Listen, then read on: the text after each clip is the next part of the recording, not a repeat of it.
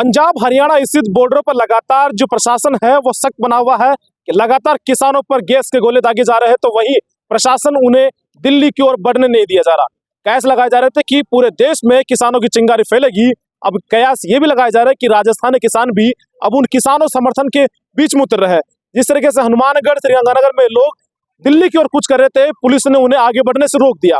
आज राजधानी जयपुर के अंदर 200 की संख्या में ट्रैक्टर वो जयपुर पहुंचते उन्हें भी अराई में वहां रोक दिया गया है। ये जो पूरा धरना चल रहा था, ये जो ऐलान किया गया था राष्ट्रीय किसान महापंचायत के राष्ट्रीय अध्यक्ष रामपाल जाट के थ्रू किया गया था। उन्होंने कहा था कि हम आने वाले दिनों में दिल्ली की ओर बढ़ेंगे, पर जैसे ही उन्होंने ऐलान किया उन्हें सुबह 5 बजे हिरासत में ले लिया जाता है और पूरे अराई गांव को पुलिस छावनी में तब्दील कर दिया जाता है। खुद हमारे साथ राष्ट्रीय किसान महापंचायत के राष्ट्रीय अध्यक्ष रामपाल जाट मौजूद है। सर, कल का क्या घटनाक्रम रहा, जिस तरीके से पुलिस ने आपको हिरासत में लिया, गिरफ्तार किया, किसान की आवाज दबाने की कोशिश की और आज फिर आप शहीद स्मारक पहुंचे, पूरा दिन का कल का घटनाक्रम क्या रहा? आपको पहले हिरासत में ले लिया गया, पुलिस ने कैसा दबाव बनाया और कहां छोड़ा आपको? कल सुबह अराई से 400 ट्रैक्टर कूच करने वाले थे, 110 ट्रैक्टर कूच करने वाले थे टोंक से। अच्छा, टोंक से कूच हो गया था।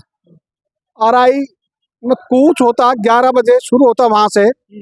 उन्होंने सुबह 5 बजे ही मुझे और वहां के जिला महामंत्री रामेश्वर चौधरी उन दोनों को गिरफ्तार कर लिया और वहां से अराई से हमारे मोबाइल ले लिए। तो हम किसी से संपर्क नहीं कर सके, कोई हमसे संपर्क नहीं कर सके और वहां से 45 किलोमीटर दूर नसीराबाद थाने में ले जाकर बिठा दिया। अच्छा, वहां किसी से संपर्क संभव ही नहीं था, किसी को जानकारी नहीं थी।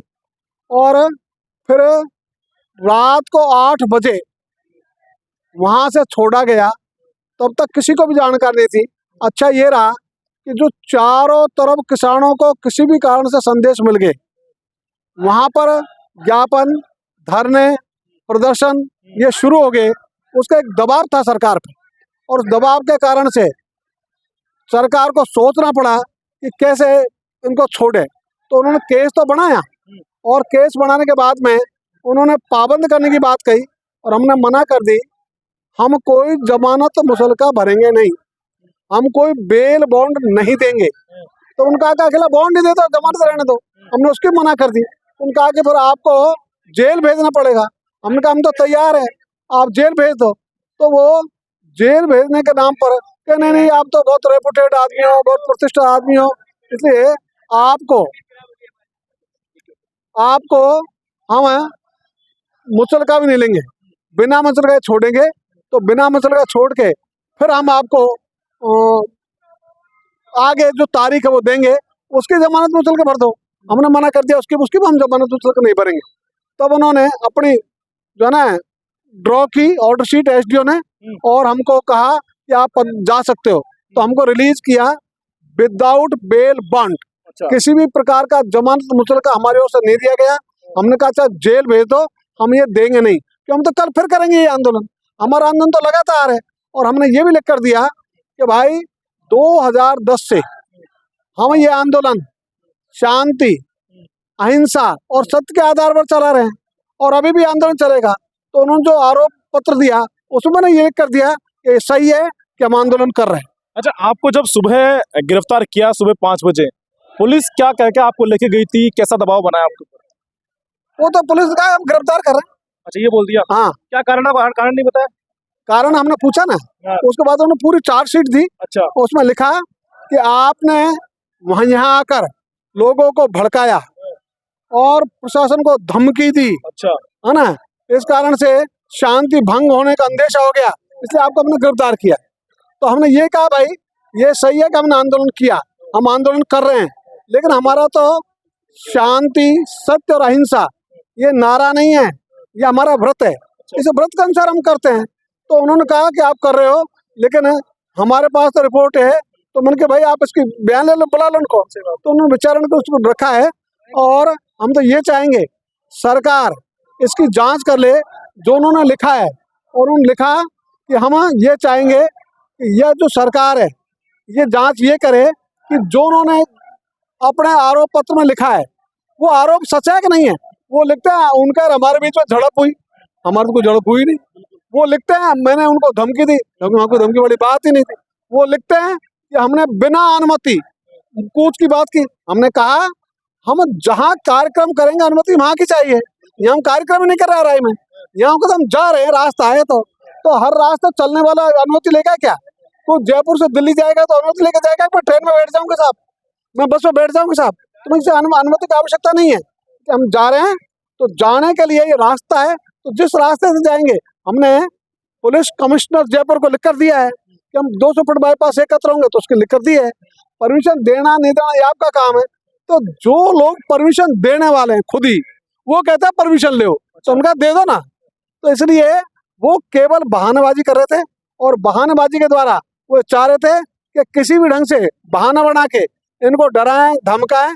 और अच्छी बात ये रही, कोई भी उनके डरावे में नहीं आया, कोई भी उनकी धमकी में नहीं आया।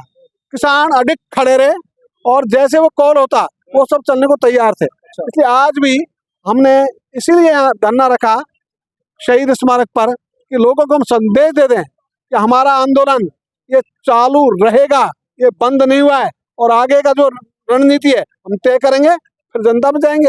इसलिए अभी लगातार आपने भी वीडियो देखे होंगे कल के, उनके ऊपर किसानों पर लगातार आंसू गैस के गोले दागे जा रहे हैं, उन्हें दिल्ली नहीं बढ़ने दिया जा रहा। ऐसा क्या कारण है, ऐसी क्या मांगे रही हो जो सरकार नहीं मान रही है? मांग तो केवल एक ही है सबसे बड़ी, किसान जो पैदा करता है उसका वह दाम जो भारत सरकार न्यूनतम के रूप में घोषित करती है वो न्यूनतम दाम दे दो, इससे ज्यादा मांग किसानों की है ही नहीं। सरकारें बोल रही कि उस ये करने पर लाखों करोड़ रुपया खर्चा आएगा। ये जो सरकार भ्रम पैदा करने की बात कर रही है, वो कह रहे हैं 17 लाख करोड़ का खर्चा आएगा। हम कह रहे हैं 17 लाख करोड़ का तो खरीद में आएगा ना भाई, तो खरीद के बाद में तुम वो अनाज को समुद्र में थोड़ी फेंकोगे, उसको बेचोगे, उससे पैसे आ जाएंगे, तो उसको भी तो गिनो, उसको नहीं गिन रहे। तो ज्यादा से ज्यादा कभी कभी घाटा हुआ तो 1 लाख करोड़ को हो जाएगा, 2 लाख करोड़ को हो जाएगा, तो 2 लाख करोड़ मान लो। तो जब सरकार कॉर्पोरेट जगत को 10 लाख करोड़ से अधिक माफ कर सकती है तो हमारे 2 लाख करोड़ की बात है, और ये भी हम ले नहीं रहे उनसे, ये तो डिफरेंस है। और कभी कभी तो सरकार को फायदा होता है, 2 लाख नहीं 5 लाख करोड़ बच जाते हैं सरकार के, वो बचत भी तो है। इसलिए सरकार ये जो आंकड़े दे रही है ये केवल भ्रम पैदा करने के लिए दे रही है। और न्यूनतम समर्थन मूल्य पर खरीद की गारंटी का कानून बने, ये हमने शुरू नहीं किया, ये तो भारत सरकार ने ही शुरू किया था। इनकी जितनी समितियां और आयोग है उन्होंने अनुशंसा की है। 2000 में, 2002 में, 2004 में जो डॉक्टर एम एस स्वामीनाथन की अध्यक्षता में राष्ट्रीय किसान आयोग बना उसकी अनुशंसा है। और तो और 2015, 16, 17 भारत सरकार की संस्था है कृषि लागत एवं मूल्य आयोग, उन्होंने 3 बार कहा है कि भाई हम जो एमएसपी घोषित करती है सरकार उसकी सार्थकता तब है 10% खरीद करो। तो सरकार खरीद ही नहीं करती है तो एमएसपी घोषणा तो निरर्थक है। निरर्थक को सार्थक करने के लिए आप खरीद की गारंटी का कानून बनाओ, तो उन्होंने भी अनुशंसा दी हुई है। तो सारी उनके आयोग, उनकी समिति और उनके कृषि लागत एवं मूल्य आयोग, उन सब ने यही तो कहा हुआ है। तो जो ये कहा हुआ है उसको सरकार पूरा करे, हमारी मांग थोड़ी है। तो सरकार की लिखी हुई बात है कि भाई किसानों का भला कैसे हो। और इतना ही नहीं, 2000 में इन्होंने इस विषय पर भारत सरकार ने विचार मंथन शुरू किया। 17 साल बाद 2017 में इन्होंने एक मॉडल कानून बनाया जिसका नाम है आदर्श कृषि उपज एवं पशुधन विपणन सुविधा एवं प्रोत्साहन अधिनियम 2017। उसका मॉडल इन्होंने सारे राज्यों को भेज दिया, राजस्थान में मॉडल आया। उस मॉडल के आधार पर राजस्थान ने अपना बिल वो ड्राफ्ट कर लिया, वो अलमारी में रखा है। तो हम ये तो कह रहे हैं भाई जो तुमने बिल बना के अलमारी में रखा हुआ है उसको अलमारी से बाहर लाओ ना, उसमें कानून बनाओ। विधानसभा है तो विधानसभा में ले आओ, नई विधानसभा है तो अध्यादेश ले आओ, तो कुछ तो करो। इसलिए जो भारत सरकार ने कहा वही तो हम कह रहे हैं, हम तो उससे अलग कह ही नहीं रहे। अच्छा, ये ऐसा नहीं लग रहा कि कहीं सरकार के नुमाइंदे भी बोलते नजर आ रहे हैं कि किसान आंदोलन का फर्क केवल जो प्रभाव है हरियाणा पंजाब के ही है, बाकी राज्यों के किसान आगे नहीं आ रहे? ये सरकार का मिथ्या प्रचार है, और सरकार मिथ्या आचरण के आधार पर ही वो सबको दबाना चाहती है, जो संभव है नहीं। इसलिए ये जो प्रचार कर रहे हैं कि केवल पंजाब, पंजाब हरियाणा में तो एमएसपी पे धान के गेहूं की खरीद होती है, बाकी जगह नहीं होती। उत्तर प्रदेश में 11%, राजस्थान में 13 से लेकर 21% गेहूं की खरीद होती है। और ये जो ना आपका मूंग, सरसों, चना, इसकी तो कुल उत्पादन में 10% भी खरीद नहीं होती। तो जब खरीद ही नहीं करते तो हम तो ये कह रहे हैं भाई, आप 100% खरीद करो। तो आपको जो खरीद करनी है ये आपकी ड्यूटी है, आपकी घोषणा है। इसलिए सरकार जो कहती है वो मिथ्याचरण के आधार पर कहती है। पंजाब हरियाणा को जरूरत है, उनसे ज्यादा जरूरत तो राजस्थान को है। राजस्थान में मूंग, राजस्थान में सरसों, राजस्थान में जौ, राजस्थान का बाजरा, ये तो ऐसी फसल है जो पूरे हिंदुस्तान में हम लगभग आधा उत्पादन हमारे यही है। और इनमें लोगों को घाटा जावे, इनका कीमत नहीं मिले।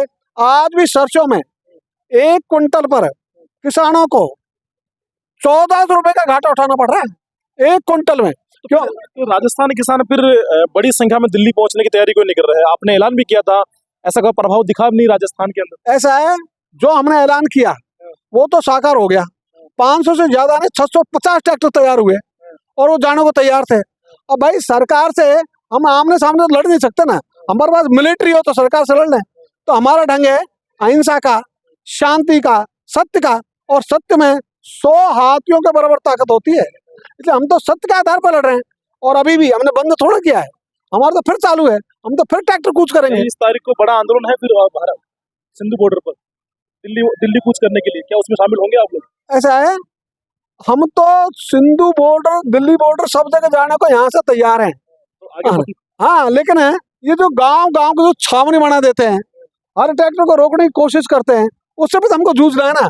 और हम आगे की सोचेंगे, यदि सरकार ने ट्रैक्टर कुछ भी नहीं होने दिया तो हम बाकी हमारे पास हथियार है, और ऐसे अमोघ हथियार हैं जिनको हम कह सकते हैं कि वो यदि शस्त्र चल गया तो सरकार कहीं की नहीं बचेगी। तो रामपाल जाट की धमकी माने चेतावनी? निश्चित इसको चेतावनी मान तो ज्यादा बढ़िया बात है, क्योंकि हम सत्याग्रही लोग हैं। सत्याग्रह किसी को धमकी नहीं देते, चेतावनी देते। बिल्कुल, आपने भी सुन लिया है।